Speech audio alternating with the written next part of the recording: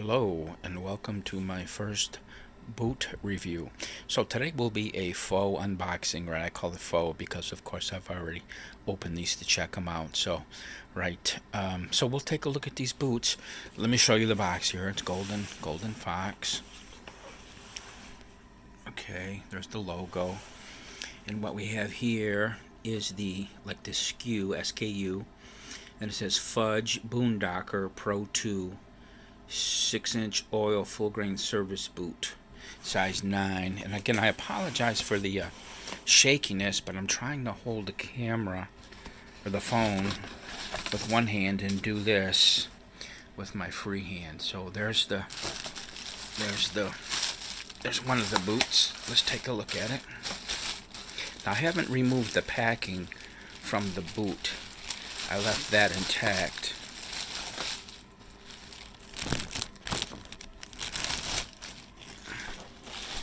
Okay, so I can tell you, now I do have a daylight balance bulb in my lamp, and this is pretty accurate. But this is, so I had, long story short, I had a 2700 Kelvin incandescent bulb in this lamp that you see here. And when I did this yesterday, this boot appeared far more red than it really is in reality. So I knew I had to get a proper daylight balanced light bulb. So I went out today and got some daylight balanced bulbs. And this is kind of accurate here. This is nowhere near as red as it was coming across yesterday. So this is a pretty accurate representation. It's a little red. This color is shifting a tiny bit red, but it's pretty accurate. So let's take a look here. We got some tags. Golden Fox design. Oh, let me get the English one. Okay, water repellent, leather upper, natural markings retained, oil resistant outsole. It's a crepe rubber, non-marking sole, heel to toe cushioning, and flexible construction. Okay, so I went over this yesterday, and this leather quality. So first, just talk the boot price is $120 US. I got them from Amazon, which is okay for a service boot, especially of real leather. Now I'll show you this too. This says Golden Fox Dynamic Comfort Goodyear welt. Now, I really question that, quite honestly, because this welt, number one, is plastic, and you can see this stitch. Well, what is it, right? You normally see the stitch under here, right, because the bootmaker, on the inside, here you can't see, the upper is sewn to the inner part of the welt, and then the midsole and sometimes the outsole are sewn through, right, with these outer stitch. So there's two stitches in the welt, one on the inside of the boot, one on the outside. But again, where's the stitch? So it's in this midsole, if you could call this a midsole, this little white strip. It's too narrow to be a true midsole, so it just seems like it's a fake stitch. Because again, what could it be sewn to? Right? I'm just not getting that. So I really question whether this is a true Goodyear welt. But let's see some of the stitching here. I'm going to give you a close-up. Let me get it in the light better so you can see an example of the stitching.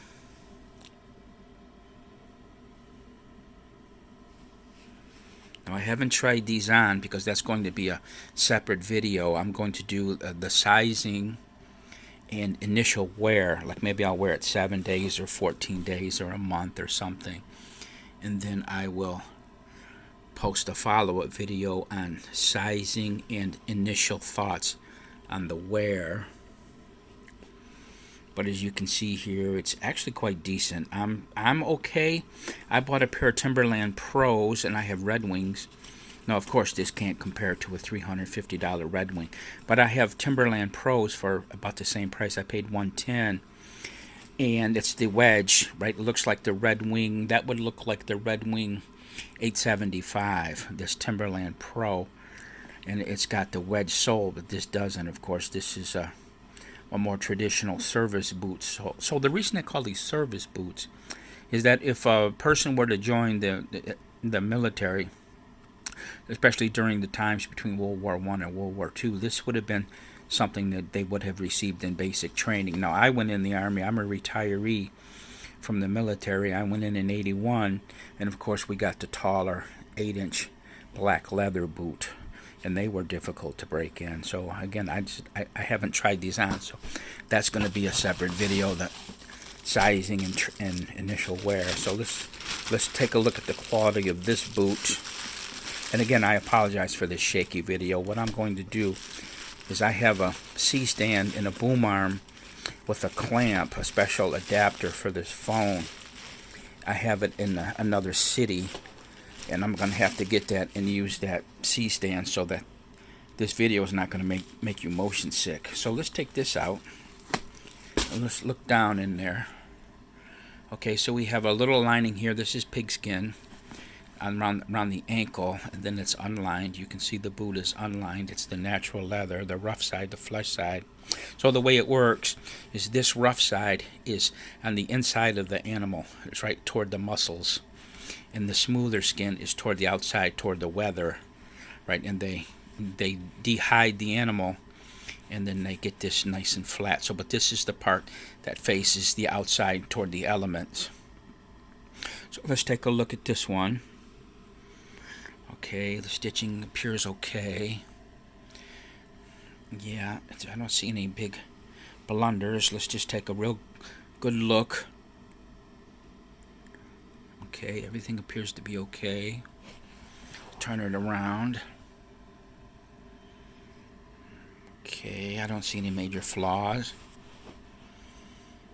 I like this, this already got a little bit of, again, this isn't premium leather. You can tell they're going to use, for a boot at this price, 120 US, they're going to, right, if the cow, it's not the choicest parts of the cow, and they're going to use the parts for sure that come in contact with barbed wire and stuff and get scratched at this price. Whereas, your premium shoes that, bespoke shoes that you might pay $2,000, probably anywhere from 500 US to 2,000, you're going to get the part of the cow that never comes in contact with a barbed wire fence and so forth. There's going to be no abrasions in the leather. These laces, like a cotton type lace, they're flat instead of round. So my initial impression, again, all I can give you at this point is initial impressions.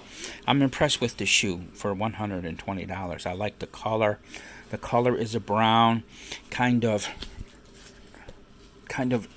turning to red. It's a reddish brown, and I think it's going to look a lot more red so again, this is a daylight balance bulb at 5,000 Kelvin, but when you get it out into the sun, the brown, you can really pick up the red hues, just like a person's hair. So like if you see a redhead indoors or red highlights, a woman will her hair will look brown, and she gets out in the sun and bam, the red highlights come out in her hair. And it's the same with these boots. The red is going to pop when I get them outside. And again, this is the Fudge color. They make a Fudge and a Fudge 2. And the picture at Amazon, they look identical. But in the comments where people ask questions, some of the commenters have said the Fudge 2 is darker than the Fudge, and this is the Fudge. And this is what I wanted. I wanted a kind of, the Red Wings I have are a copper rough and tough. And this is kind of a little bit just like a hair darker than the copper rough and tough. Okay, so that's the initial impression. I'm impressed. I think it's worth $120, and I will post a follow-up to let you know how they wore in for the first month or so. Thank you.